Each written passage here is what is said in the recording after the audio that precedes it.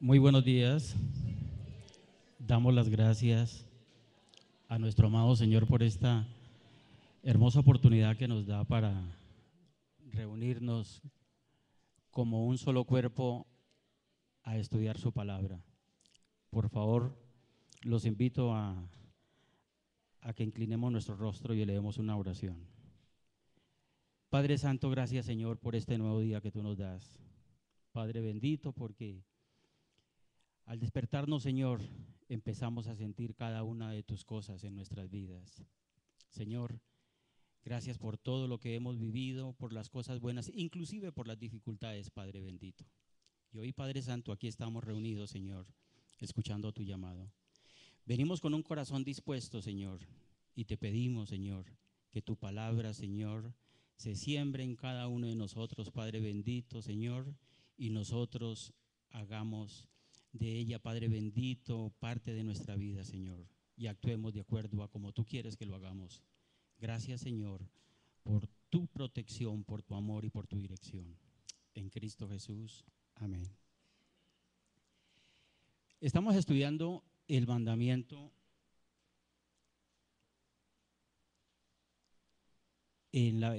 no hablarás contra tu prójimo falso testimonio. Quisiera que por favor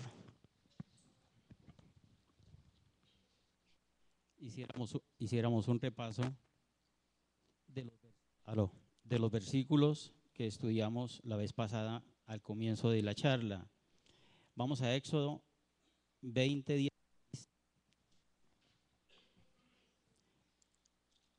Éxodo 20:16.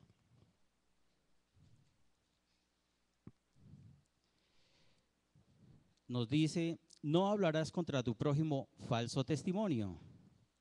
Y también en Éxodo 23, 1, 2, nos dice, no admitirás falso rumor, no te concertarás con el impío para ser testigo falso. No seguirás a los muchos para hacer mal, ni responderás en litigio, inclinándote a los más para hacer agravio. Aquí nosotros encontramos palabras como admitir, falso y rumor. Estudiamos que la palabra admitir es cuando hacemos algo parte nuestra, cuando la hacemos de nuestra propiedad. Cuando somos casi que uno solo con esta cosa que estamos admitiendo. Falso es un engaño, es contrario a la verdad. Y rumor es ese run run que va corriendo y que es generado por un comentario que en la mayoría de los casos es malintencionado. Pero cuando nosotros miramos dónde se origina esto de los falsos testimonios o de los runrunes o de las verdades a medias, porque muchas veces nosotros también formamos parte de un comentario o de una verdad a media, pero cuando comenzamos a ver lingüística, para los lingüistas, ¿qué significa una verdad a medias? La concluyen escuetamente, una verdad a medias es una mentira, no es una pequeña mentira o un tris de mentira. La verdad es verdad de una manera absoluta y si ya se parcializa, es una mentira. Y si nosotros estudiamos Génesis, encontramos que en el huerto empieza a generarse esto. Por favor, vamos a Génesis 3, 2, 3.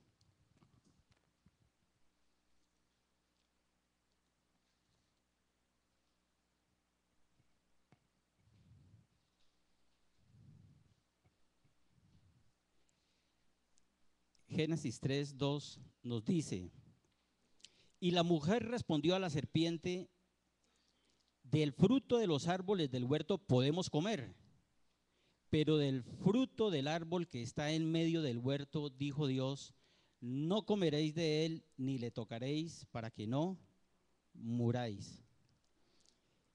Este es la verdad a medias que está hablando Eva, pero si nosotros vamos a Génesis 16, 17, que es cuando Dios habla, encontramos unos versículos más atrás. Y mandó Jehová Dios al hombre diciendo: de todo árbol del huerto podrás comer, mas del árbol de la ciencia del bien y del mal no comerás, porque el día que de él comieres, ciertamente morirás. Encontramos que cuando Eva está hablando con la serpiente y él, de una manera tendenciosa y tratando de inculcar en ella o meter cizaña, le pregunta, ella le contesta, sí, él nos ha dicho que de todo podemos comer, pero que el árbol que está en la mitad no podemos comer ni tocar. Ya le está agregando algo. Dice porque podemos morir, cuando la palabra de Dios era completamente directa. No comeréis porque ciertamente moriréis. Empezamos nosotros a mirar las circunstancias de acuerdo a nuestra conveniencia y las vamos desfigurando, y esto es lo que se va convirtiendo en una verdad a medias o en un rumor. Un rumor que es lo que origina una mentira y nos lleva inclusive a testificar de una manera negativa o falsa contra una persona, es algo irreal. Hay un ejemplo que nos ilustra mucho y que nos lo trajo en su momento nuestro Nobel de Literatura, Gabriel García Márquez. Él tiene un cuento que se llama La idea que da vueltas. Este es un cuento sencillo y corto y que dice más o menos literalmente de la siguiente manera. Una señora en un pueblo se despierta, una abuela un tanto preocupada. Ella era una mujer bastante diligente, alegre y dinámica, pero ese día se despertó bastante preocupada. Su nieto mayor, que la ve, le dice, abuela, ¿qué te pasa? Y ella le dice, no sé, yo me levanté con un presentimiento de que algo muy grave va a suceder en este pueblo hoy. Y le sirvió el desayuno a sus nietos. El mayor de ellos, a eso de las 10 de la mañana, se sale de la casa y se fue todo preocupado con sus amigos a jugar billar. Pero ellos, sabiendo que él era un buen jugador de billar, no lo veían que estaba jugando bien. Y hubo una carambola fácil para él, y para tratar de levantarle el ánimo, le dijeron, apostemos a que no la haces. Él dijo, no, yo sí la hago. Y apostaron. Tan pronto tacó, él perdió y le preguntaron, si tú nunca fallas esta carambola, ¿qué te pasa que la has fallado y has perdido? Le dijo, mira, es que estoy preocupado.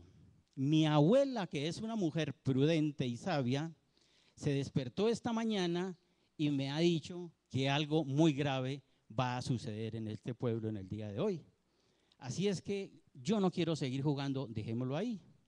Sus amigos se fueron, uno de ellos llegó a la casa, comentó a su familia, a su mamá, y la mamá salió pensando y preocupada, se fue a comprar las cosas para el almuerzo. Y llegando a la carnicería, le dijo al carnicero, por favor hágame el favor y me vende 1 libra de carne para el almuerzo. Y cuando él le fue a despachar, le dijo, no, mejor no, sírvame 2. Le dije, ¿por qué va a llevar 2 si usted siempre lleva 1? Le dijo, porque es que andan diciendo que algo muy grave va a suceder en el pueblo en el día de hoy y es mejor estar uno prevenido para todo este tipo de cosas. Y ella se fue. Fueron llegando nuevos clientes y pedían lo que tenían que pedir, y él les decía, mire, yo les sugiero que ustedes lleven de más, porque clientes muy respetados de nosotros y de alta credibilidad están diciendo que algo muy grave va a suceder en el día de hoy. Entonces la gente pedía 2, 3 libras, llevaban hueso y todo para almacenar.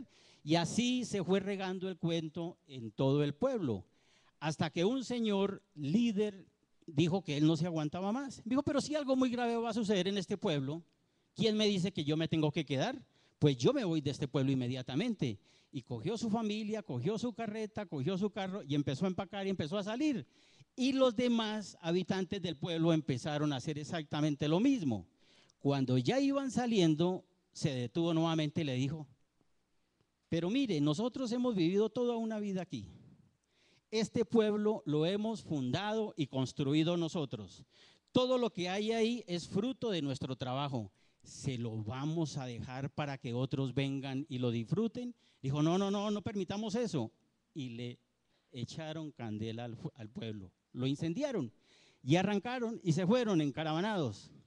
Y ya subiendo en una montañita, iba toda la caravana buscando un rumbo, cuando en la parte final iba a la abuela con sus nietos y se voltea y ve el pueblo ardiendo y les dice: yo les dije que algo muy grave iba a suceder en este pueblo en el día de hoy. Eso es un rumor. Un rumor parte de algo infundado que lo vamos tomando como una verdad y la vamos arraigando hasta que esto coja fuerza. Y existen en nuestras vidas todo tipo de rumores que nosotros podamos hacer. Por ejemplo, alguien en determinado momento nos puede llegar a comentar a nosotros de la situación en que pueda vivir una familia o una pareja. Y empieza el run run. La esposa de fulano, como que yo no sé qué. Y va regándose el pueblo y el pueblo, cuando de un momento a otro leemos en el periódico o en las noticias que ha habido un crimen pasional. Hombre celoso mata a su mujer. Dice: ve, mire lo que pasa. Y quién sabe si realmente eso era producto de una verdad o de un rumor que fue cogiendo fuerza. Y esto no solamente va contra la dignidad de las personas, las cosas que a nosotros no nos compete hablar y estarlas comentando a diario en cualquier corrillo. Hace muchos años conocí de una empresa grande. Era en el sector la empresa más grande que había en el territorio colombiano. Era tan grande que tenía oficinas en 36 municipios de Colombia. Cubría completamente todo. En términos porcentuales, cubría aproximadamente el 60% del mercadeo. Una vez que entró todo esto de la sistematización, empezaron a sacar todos los estados financieros unificados y totalizados, y se dieron cuenta de que la empresa tenía un alto nivel de endeudamiento. Era algo preocupante, pero la empresa cubría completamente todo el territorio, estaba muy bien posicionada y las ventas se estaban dando permanentemente. Era cuestión de redireccionar administrativa la empresa y al cabo de un tiempo volvería nuevamente a una situación normal. Pero esa información se filtró, salió de ahí, alguien la comentó a alguien y se comenzó a regar en cada una de las oficinas.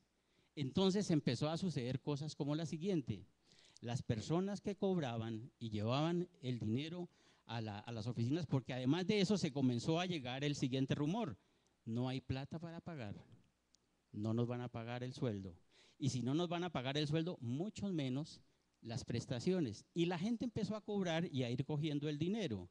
Y en muchas oficinas de las mercancías que habían en los inventarios, empezaron a sacarla y a venderla para cada uno empezar a cobrarse supuestamente lo que le debían. En menos de 3 meses, esa empresa desapareció. Se redujo a una oficina aquí a Bogotá y entró en liquidación. Mire todo lo que hace un rumor. Así en determinado momento haya parte de fundamento, pero esta era una verdad a medias, porque la empresa tenía una crisis, pero la crisis era solucionable, era una cuestión de dirección. Pero ahí nos va encaminando nosotros y vamos viendo lo que estamos viendo con esto de los rumores.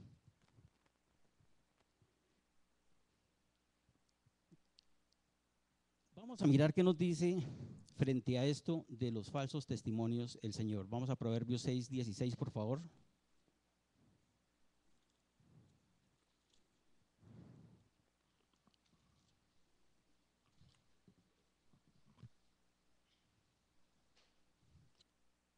Proverbios 6, 16,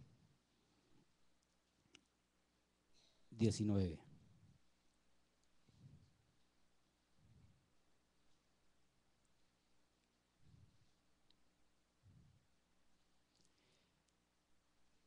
Dice la palabra del Señor: 6 cosas aborrece Jehová, y aún 7 abomina su alma: los ojos altivos, la lengua mentirosa, las manos derramadoras de sangre inocente, el corazón que maquina pensamientos inicuos, los pies presurosos para correr al mal, el testigo falso que habla mentiras y el que siembra discordia entre hermanos.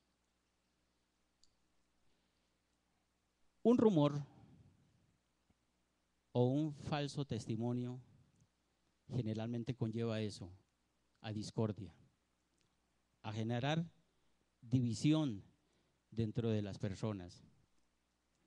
Muchas veces nosotros decimos que pues esto a nosotros no nos atañe, que esto no nos toca a nosotros. Pero si uno comienza a hacer un inventario en la vida individual y empieza uno a devolver el cassette, vienen casos como el siguiente, por ejemplo. ¿Alguna vez por hacerle un favor a alguien o a la empresa donde en su momento llegamos a trabajar, no llegamos a hablar mal de un empleado, de un compañero, y esto sirvió para que él fuera despedido o inclusive no le pagaran algunos derechos que él estaba reclamando? Porque según nuestro criterio, él no tenía derecho a lo que él reclamaba. Porque ese falso testimonio que se va metiendo en nosotros nos hace a nosotros justicieros. Porque nos hace ver a quién deberían de condenar y a quién no. Nosotros nos volvemos absolventes de las personas. Lo que hizo era que tenía un motivo o no debió haber hecho eso, sin saber cuál era la situación particular de cada una de las personas. ¿Alguna vez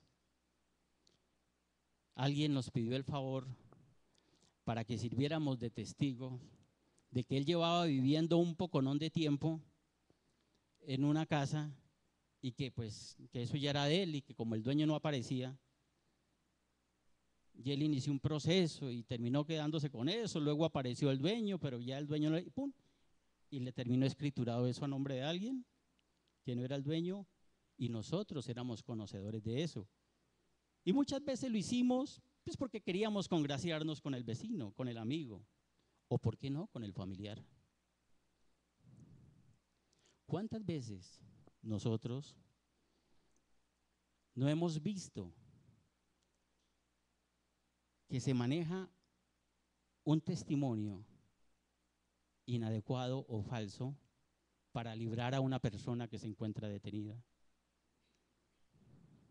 Y es interesante cómo ver que cuando de pronto alguna persona, por las situaciones de la vida, termina envuelta en un litigio penal, no se mira la manera de buscar y mostrar su inocencia, sino ver la manera más rápidamente para salir del problema. ¿Alguna vez nos han parado porque hemos cometido una infracción en nuestro auto y el policía va a levantar el parte y si ha habido, o en ese momento, disculpe, hubo un accidente contra otro vehículo, alguien no se nos ha arrimado y nos ha dicho, hable con él, que modifique el croquis? Eso es un falso testimonio. Y en el momento nosotros estábamos buscando salirnos de ese problema. Mire, no se preocupe.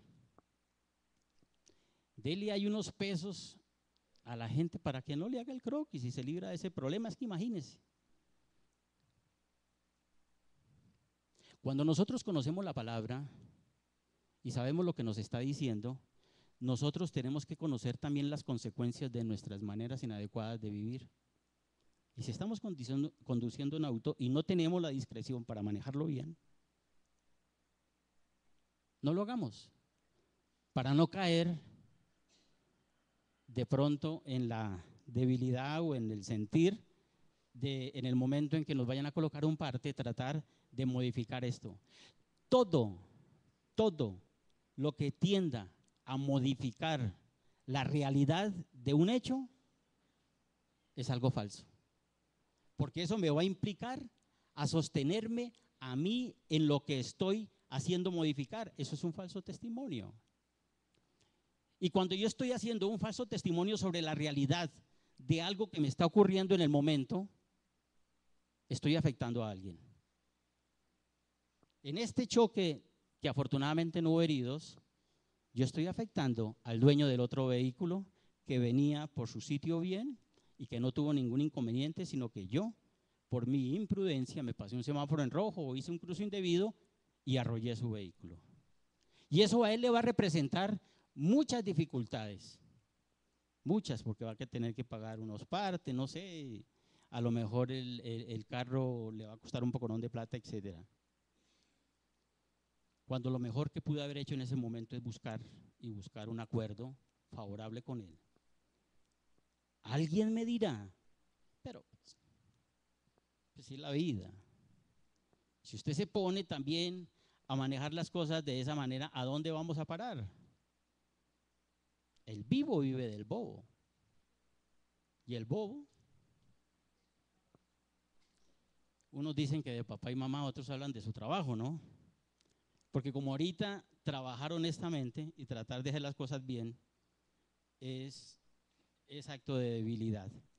Pero todo esto frente a los testimonios falsos es delicado. Miremos Proverbios 25:18.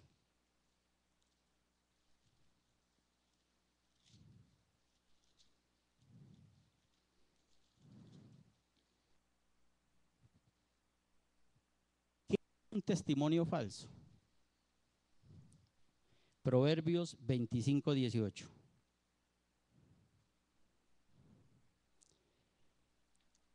Martillo y cuchillo y saeta aguda es el hombre que habla contra su prójimo falso testimonio. Martillo, un cuchillo que rasga, una saeta que se entierra y causa daño. Imaginémonos un golpe con un martillo, el daño tan profundo que le puede hacer a una persona. Y así está diciendo que es el hombre que utiliza el falso testimonio. Y en Proverbios 19:5.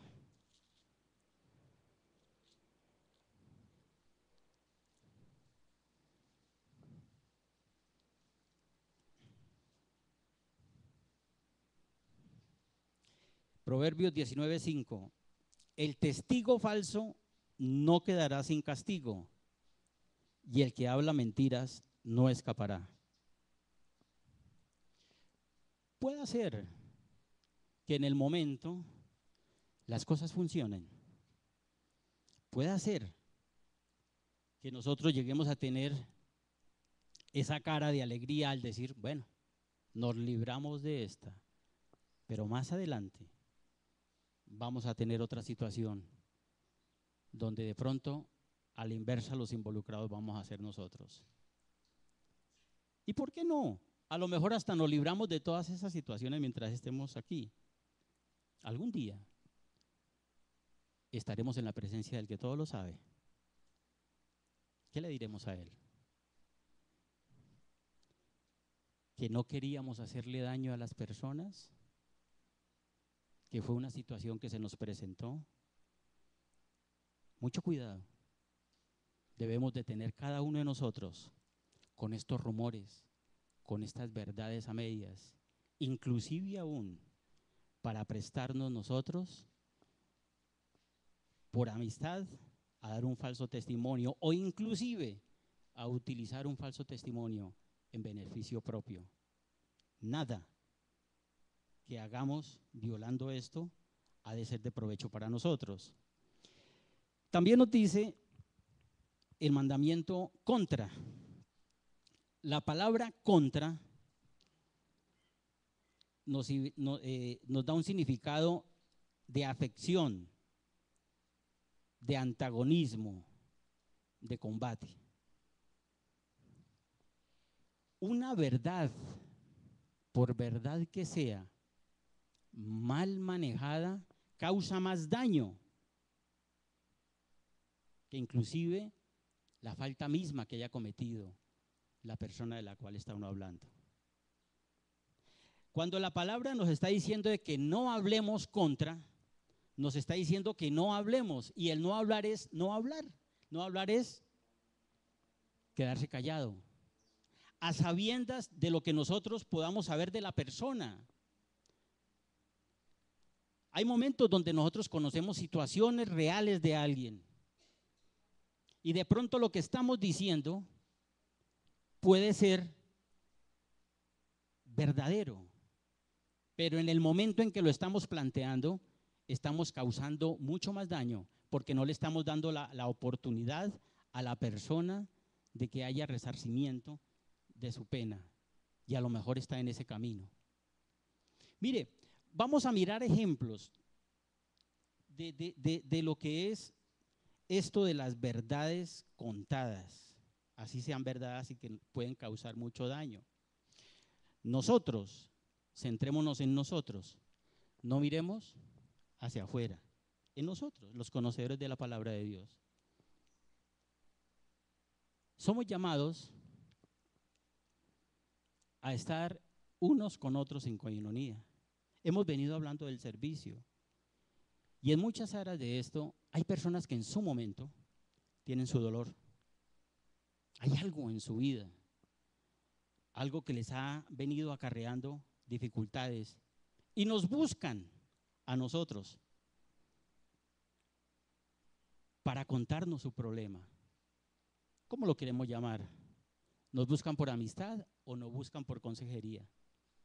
Como cualquiera. Total, el contarle a un amigo algo para que él nos ayude a salir de ese problema es una consejería. Y nos cuenta su problema. Y en el momento que nos está contando su problema, está desnudando totalmente su corazón. Y nos está mostrando la falta o el pecado que hay en él o en esa persona. Y nos quiere una guía para salir de eso. Y listo, nos contó todo. Digamos que hasta ahí todo bien. Lo llevamos a leer la palabra, etcétera. Y se va la persona. Y luego nos encontramos a otro hermano. ¿Qué hubo? ¿Cómo le ha ido? No, bien, bien. ¿Qué estaba? No, estaba en una consejería larga. Me dijo que no, con el hermanito Juan. Ah, Juan, sí, sí, el hermanito Juan. ¿Y hijo qué le pasó? No, la esposa, hermano. Hay que orar por la señora. Uy, el hombre es un santo, ¿cómo se la aguanta? Pero oremos que el Señor se glorifique en ella. Y se comienza a regar el cuento. Entonces, ese cuento me lo cuentan a mí. Y cuando llega la hermanita del hermano y la veo yo, ¿a quién estoy viendo? ¿A una hija de Dios que tiene la imagen? Digo, ay, esta es la mujer que tiene tan agobiado al hermanito Juan. Pobrecita, Dios tenga misericordia de ella. Y a lo mejor es cierto.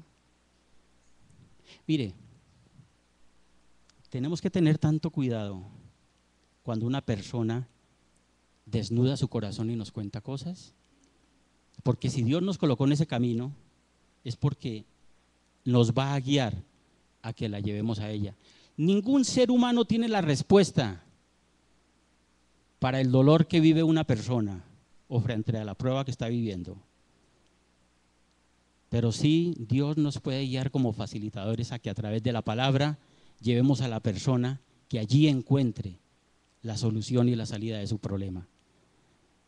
Así es que, por favor, nunca tengamos un concepto un poquitico más allá alto cuando de pronto nos buscan a pedirnos su guía, al pretender que nosotros estamos ayudando a las personas a que cambien. Es Jesús, es el Espíritu Santo el que revela la manera de enseñarle a esta persona el conocimiento de las respuestas para que llegue ahí. La transparencia, la desnudez de la persona, la podemos ver y las actitudes que una persona toma. Por favor, vamos a Génesis 9.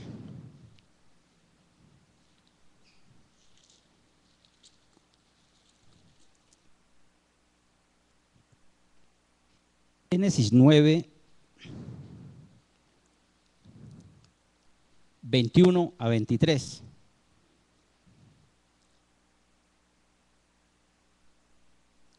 El 20 dice: después comenzó Noé a labrar la tierra y plantó una viña, y bebió del vino y se embriagó, y estaba descubierto en medio de su tienda. Y Cam, padre de Canaán, vio la desnudez de su padre y lo dijo a sus hermanos que estaban afuera. Entonces Sem y Jafet tomaron la ropa y la pusieron sobre sus propios hombros, y andando hacia atrás cubrieron la desnudez de su padre, teniendo vueltos sus rostros, y así no vieron la desnudez de su padre. Aquí nosotros podemos ver la desnudez de Noé como el pecado revelado.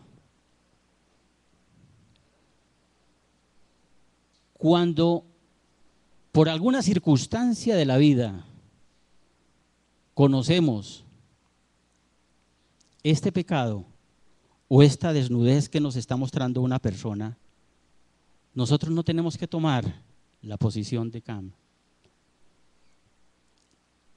Una, sentirnos horrorizados. Dos, sentirnos más que la persona que en ese momento está en caída y salir a comentarle a los demás. ¿Qué le interesa a una persona diferente lo que le está pasando a Pedro o a Juan? Tenemos que tener la actitud que tuvieron sus hermanos. Mire que hay algo supremamente lindo. Ellos se cubren el rostro, no quisieron ver la desnudez del Padre. Nosotros no tenemos por qué pedir detalles de la persona cuando nos está contando su pecado. Al que le tiene que comentar los detalles es a Dios Santo. Basta con que la persona nos haya buscado pidiendo ayuda para ahí empezar a guiarlo. Pero ¿y cómo fue? ¿Y cuándo? ¿Y cuántas veces? ¿Verdad? ¿Cómo así? ¿Y a dónde? ¿Verdad? Uy, terrible. ¿Eso de qué nos sirve? Ellos no lo hicieron. Ellos se cubrieron el rostro y se vinieron, y en vez de mofarse de ellos, lo cubrieron. Esta persona la tenemos que cubrir como Dios nos manda, con amor.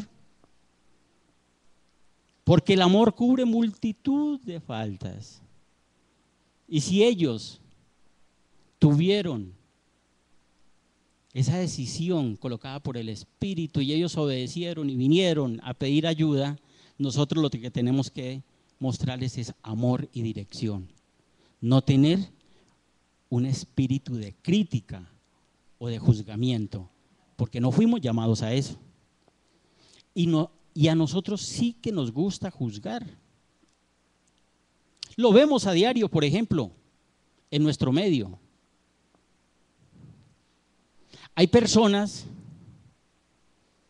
que, de acuerdo a las circunstancias sociales y políticas que ha habido en nuestra nación, de una u otra manera resultaron acogidas a un indulto.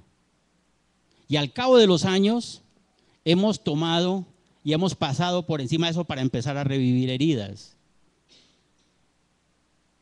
Mi pregunta es, si la persona quiere y está en un proceso de una vida totalmente restaurada, ¿quiénes somos nosotros para juzgarla y condenarla? Y empezamos a emitir juicios sobre el uno y sobre el otro, y eso va haciendo eso va haciendo corrillo. Por ejemplo,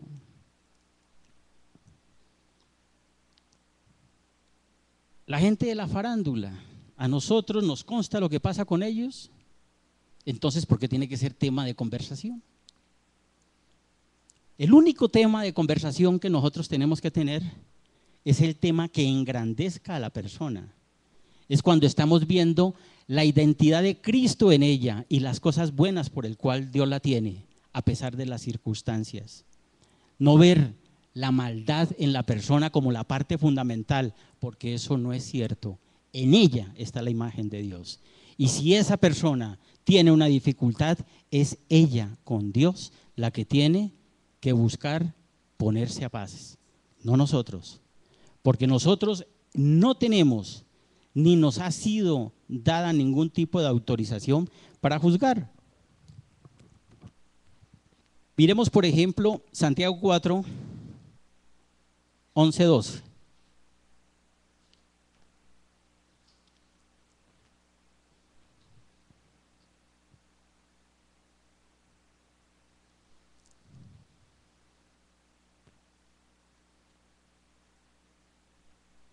Santiago 4, 11, 12 dice: hermanos, no murmuréis los unos de los otros. El que murmura del hermano y juzga a su hermano, murmura de la ley y juzga a la ley.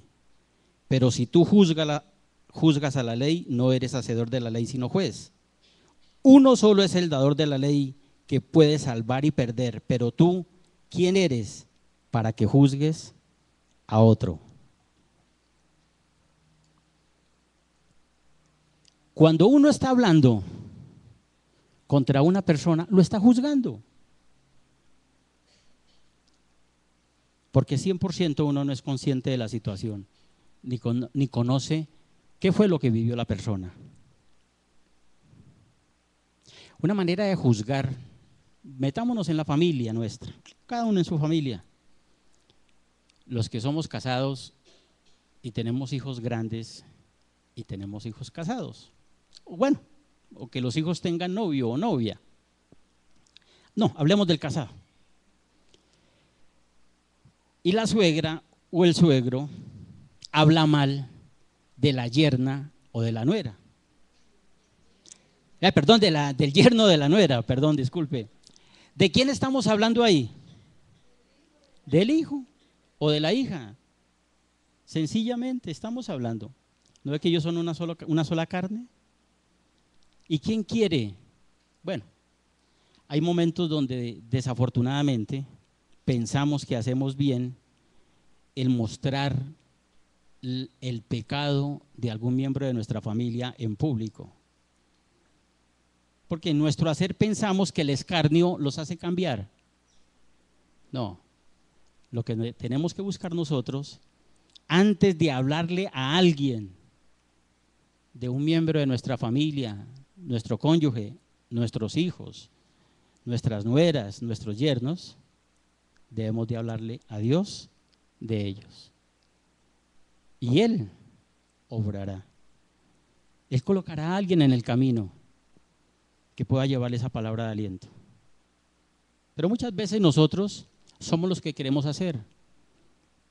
Y vamos donde algún miembro de nuestra familia, porque queremos llevarle la palabra. Estamos cumpliendo con un mandato de Dios. Total, Él nos pidió eso. Y la persona se niega a aceptarnos los que le estamos diciendo. Y cuando salimos, ¿qué decimos? Eso es botar pólvora en gallinazo. Muchas veces llegamos a decirlo. Yo personalmente, en su momento lo hacía. Cuando le compartía a alguien y la persona no cambiaba, ya, no más. No, es que el que transforma a las personas no soy yo. No es mi hacer, es el hacer de Dios. Es el Espíritu Santo en la persona quien la va a redarguir y la va a hacer reflexionar sobre sus pecados, le va a mostrar su desnudez y la va a llevar al arrepentimiento y la va a buscar a una intimidad. Él busca a la persona porque Él está ahí. Y si Dios no espera que ninguno se condene, porque Él está ahí paciente. El mismo versículo nos dice, de tal manera amó Dios al mundo que entregó a su unigénito, su único hijo, para que todo aquel que en Él crea, todo aquel no se pierda, mas tenga vida eterna. Es Él, no somos nosotros. Es interesante ver cómo este mandamiento nos va mostrando cosas que a diario hacemos y nos permite reflexionar. El mandamiento también nos habla de prójimo. Cuando nosotros miramos el significado de prójimo, en el español encontramos que es un individuo, un pariente o un fulano. Si buscamos el significado etimológico, entendemos que prójimo es próximos, cercano. Y si nos vamos al hebreo, encontramos que prójimo es enfrente de. ¿Quién es nuestro prójimo? La persona que en su momento está al frente de nosotros. Llámese familia, cristiano o el que sea. Todo ser humano sobre la tierra es nuestro prójimo en una situación dada, porque ahí lo vamos a tener. Y Él nos está diciendo que nosotros no hablemos de ellos. Pero vale la pena que retomemos a Lucas 10. Volvamos al buen samaritano, 10, 25, 37.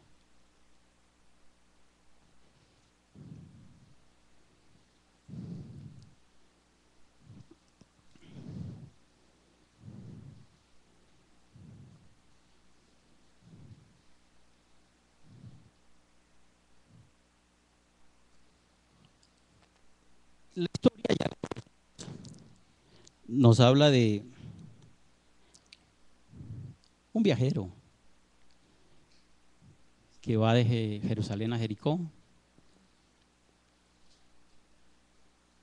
Es un camino que tiene, digamos que en loma va descendiendo, y estos caminos se prestan para los atracos, los asaltos, y él es asaltado, y en el momento en que es asaltado, él es golpeado,